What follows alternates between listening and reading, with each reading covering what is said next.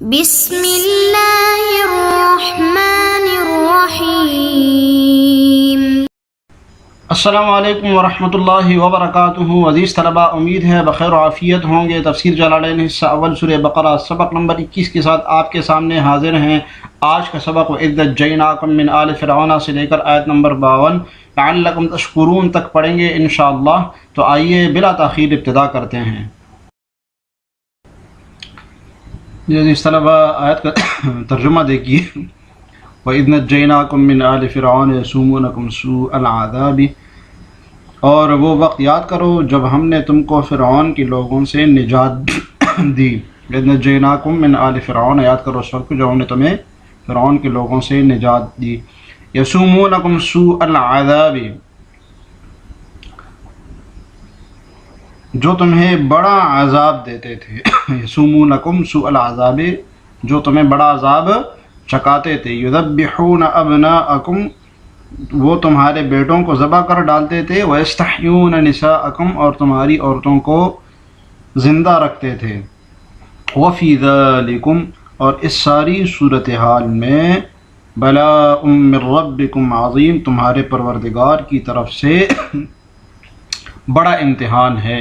تفسیر دیکھیے عزیز طلباء۔ وَاذْكُرُوا، جی متعلق اس کا محذوف نکالا ہے۔ متعلق کے از کس کے متعلق ہے؟ اذکر، اس سے متعلق اذکر اصل میں عموماً محذوف ہوتا ہے کہ یاد کرو اس وقت کو جب ہم نے تمہیں نجات دی۔ ای آباءکم، یعنی تمہارے آباء و اجداد کو، یعنی تمہیں تو یہ یہودی تو جو مدینے میں تھے یہ تو رہتے تھے، تو شروع سے ہی یہی تھے، ان کے جو آباء و اجداد تھے ان کو نجات دی۔ والخطاب به وبما بعده للموجودین فی زمن نبینا صلی اللہ علیہ وسلم، اور یہ جو اذ نجیناکم میں خطاب ہے، مخاطب کا صیغہ ہے یہ، اور اس کے بعد والے جتنے بھی خطاب ہے، من آل فرعون یسومونکم یذبحون ابناءکم یستحیون نساءکم، یہ کم جو بعد والے مخاطبین خطاب ہے، للموجودین فی زمن نبینا، یہ نبی صلی اللہ علیہ وسلم کے زمانے میں جو موجود ہے ان کے لیے بھی ہے یہ خطاب، یہ ان کے لیے ہے خطاب۔ اخبروا بما انعم علی آبائہم، ان کو یہ خبر دے دو، ان کو یہ بتا دو، وہ چیزیں بتا دو ان کو جو اللہ تعالیٰ نے ان کی آباء و اجداد کے اوپر انعام کیا۔ تذکیر اللہم بنعمت اللہ تعالیٰ، تاکہ اللہ تعالیٰ کی نعمت ان کو یاد آ جائے، تذکیر کی جائے اللہ تعالیٰ کی، ان کے اوپر اللہ تعالیٰ کی کیا کیا نعمتیں تھیں ان کے آباء و اجداد کے اوپر۔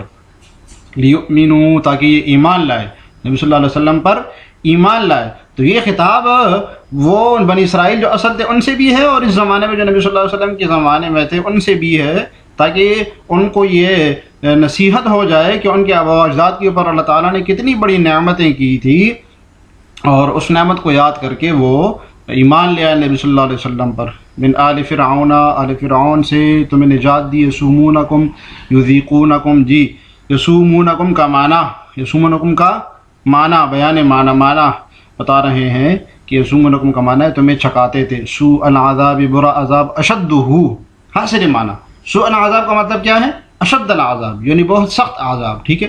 والجملۃ حال من ضمیر نجیناکم، جی بیان ترکیب، اور یہ جملہ یسومونکم سوء العذاب پورا جملہ نجیناکم کی کم ضمیر سے حال بن رہا ہے، ٹھیک ہے، کہ تمہیں آل فرعون سے نجات دی اس حال میں کہ وہ تمہیں سخت عذاب دیتے تھے۔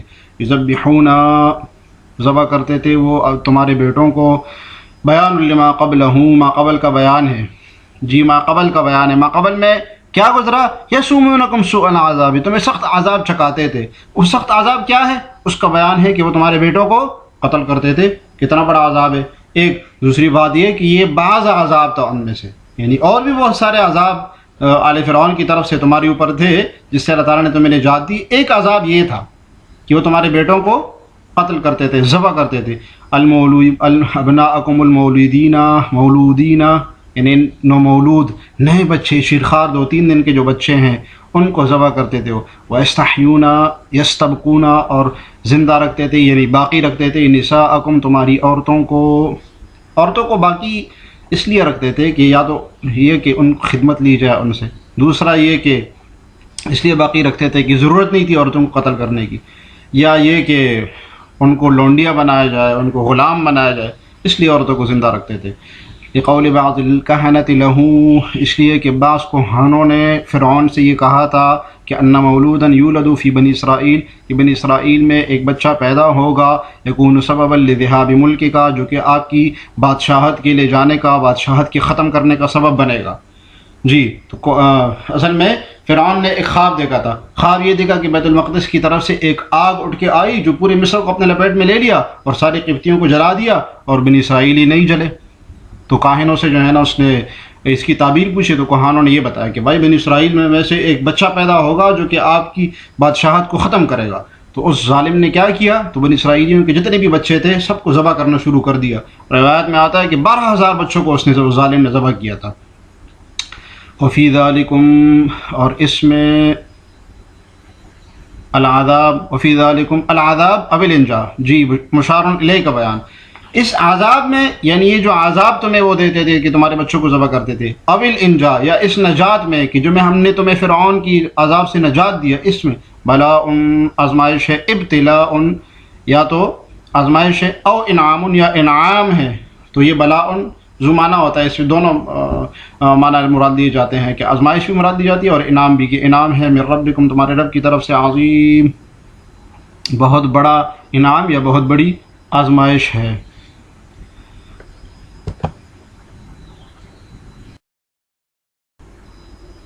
جی عزیز طلباء، آگے ترجمہ دیکھیے، وَإِذْ فَرَقْنَا بِكُمُ الْبَحْرَ فَأَنْجَيْنَاكُمْ وَأَغْرَقْنَا آلَ فِرْعَوْنَ وَأَنْتُمْ تَنْظُرُونَ، اور یاد کرو اس وقت کو جب ہم نے تمہاری خاطر سمندر کو پھاڑ ڈالا، فرقنا، پھاڑ ڈالا ہم نے تمہاری خاطر سمندر کو، فَأَنْجَيْنَاكُمْ، چنانچہ ہم نے تم سب کو بچا لیا، وَأَغْرَقْنَا آلَ فِرْعَوْنَ، اور فرعون کو لوگوں کو سمندر میں غرق کر ڈالا، وَأَنْتُمْ تَنْظُرُونَ، اور تم یہ سارا منظر دیکھ رہے تھے۔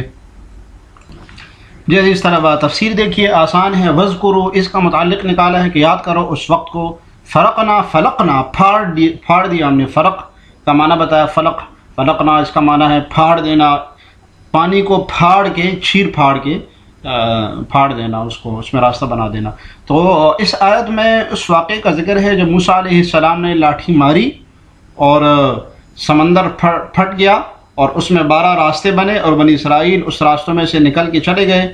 فرعون جب اپنے لشکر سمیت اس سمندر کے اندر داخل ہوا تو پانی دوبارہ چل پڑا اور وہ اپنے لشکر سمیت اس میں غرق ہو گیا۔ اس واقعے کا ذکر ہے، اس انعام کا ذکر ہے۔ اللہ تعالیٰ فرمانا ہے کہ ہم نے وہاں بھی تمہیں بچا لیا تھا، فلقنا بکم بسببکم، تمہاری وجہ سے ہم نے اس سمندر کو پھاڑ دیا، اس میں راستے بنا دیے۔ یہ اس طرف اشارہ ہے کہ بکم میں با سببیہ ہے، کہ تمہاری وجہ سے، تمہارے لیے ہم نے کیا وہ سب کچھ۔ البحر حتی دخلتموہ، یہ تکمیل ہے، واقعے کی تکمیل ہے کہ جب سمندر پھٹ گیا، حتی دخلتموہ، یہاں تک کہ پھر تم اس میں داخل ہو گئے، ہاربین من عدوکم، اپنے دشمن سے بھاگتے ہوئے، اپنے دشمن سے بھاگتے ہوئے تم اس میں داخل ہو گئے۔ تو جب وہ دریا پھٹ گیا تو بنی اسرائیل موسیٰ علیہ السلام پہلے داخل ہوئے، پھر بنی اسرائیل کے سارے جتنے قبیلے تھے سب اس میں داخل ہو گئے۔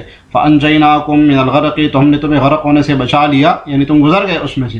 وَأَغْرَقْنَا آلَ فِرْعَوْنَ، فرعون کو ہم نے ہلاک کر دیا اس میں۔ قومہ معه، اس کی قوم بھی اس کے ساتھ تھی۔ یہ چھوٹے سے اعتراض کا جواب ہے کہ صرف فرعون تو نہیں تھا اس میں، یا فرعون کے گھر والے تو نہیں تھے، بلکہ اس کی قوم بھی تھی ساری۔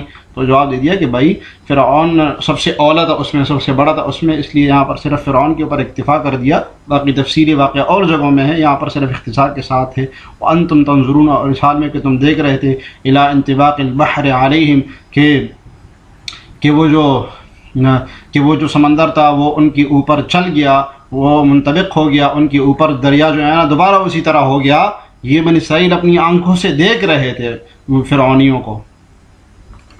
جی عزیز طلباء، کے ترجمہ دیکھیے، وَإِذْ وَاعَدْنَا مُوسَىٰ 40 لَيْلَةً ثُمَّ اتَّخَذْتُمُ الْعِجْلَ مِن بَعْدِهِ وَأَنْتُمْ ظَالِمُونَ، اور وہ وقت بھی یاد کرو، وہ وقت بھی یاد کرو، وَاعَدْنَا مُوسَىٰ، جب ہم نے موسیٰ سے 40 راتوں کا وعدہ کیا، 40 لیلۃ، ہم نے موسیٰ سے 40 راتوں کا وعدہ کیا، ثم اتخذتم العجل، پھر تم نے ان کے پیچھے اپنی جانوں پر ظلم کر کے بچڑے کو معبود بنا لیا. ثم اتخذتم العجل من بعده وانتم ظالمون، پھر تم نے بچڑے کو معبود بنا لیا موسیٰ علیہ السلام کی جانے کے بعد، وانتم ظالمون، کہ تم اپنے اوپر ظلم کرنے والے تھے.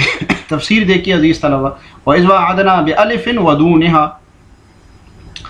کہ یہ الف کے ساتھ بھی ہے اور الف کے بغیر بھی ہے. بیان قراءت کا بیان ہے عزیز طلبہ، کہ وعدنا بھی ہے باب مفعول سے، اور وعدنا بھی ہے مجرد سے. وَإِذْ وَعَدْنَا تو مفعول من جانبین ہوتا ہے، اور وعد مجرد میں من جانب واحد ہوتا ہے. ٹھیک ہے عزیز طلبہ، اس فرق آپ سمجھیے. موسیٰ 40 لیلۃ نعطیہ عند انقضائها التوراۃ لتعملوا بها، کہ ہم ان 40 راتوں کے مکمل ہونے کے وقت ان کو تورات عطا کریں گے، لتعملوا بها، تاکہ تم اس پر عمل کر سکو. جی یہ وہ مشہور واقعہ ہے جب اللہ تعالیٰ نے نجات دے دی بنی اسرائیل کو، موسیٰ علیہ السلام کو، بنی اسرائیل کو فرعون سے. تو پھر 40 دن کا وعدہ کیا، موسیٰ علیہ السلام کو بلایا کہ 40 دن تک آپ میرے پاس آئیں، پھر میں آپ کو تورات دوں گا. تو اس واقعے کی طرف اشارہ ہے کہ وہ ہم ان کو ان 40 راتوں کی پورا ہونے کے بعد تورات دیں گے، لتعملوا بها، تاکہ تم اس پر عمل کر سکو. ثم اتخذتم العجل، پھر تم نے بچڑے کو معبود بنا لیا. تم نے کیا کیا؟ بچڑے کو معبود بنا لیا. الذي صاغه لكم السامري الها، وہ جس نے سامری نے تمہارے لیے اس کو معبود بنا لیا تھا. معبود اس میں یعنی اس میں پھونک دیا تھا معبود کو. تو یہ سامری تھا، اس کا نام بھی فرعون موسیٰ تھا. اور سائیوی میں لکھا ہے کہ یہ ولد الزنا تھا، اس کی والدہ نے اس کو پہاڑوں میں جنم دیا تھا. اور یہ بہت نیک تھا، یہ جو ہے نا بنی اسرائیل کا منافق شخص تھا.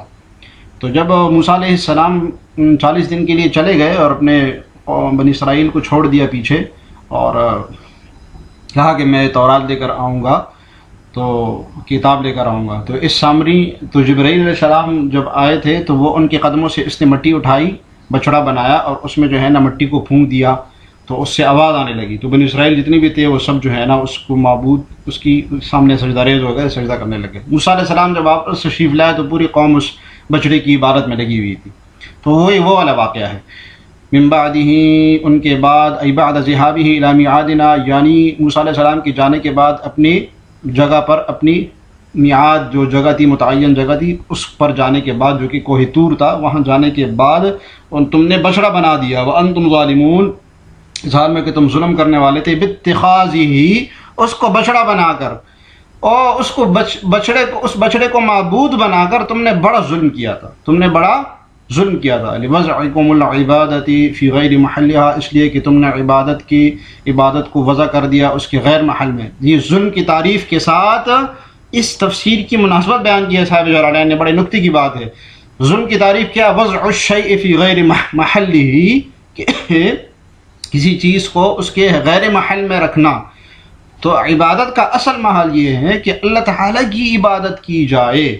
اب اگر عبادت کو اٹھا کر کسی اور معبود، کسی بچڑے، کسی بت کے سامنے، کسی پتھر کے سامنے عبادت کی جائے تو یہ ظلم ہوگا. عبادت کے ساتھ یہ ظلم ہوگا کہ اس کا اصل محل تو اللہ تعالیٰ کی کرنا ہے عبادت، وہ کسی اور بچڑے کی کر رہا ہے.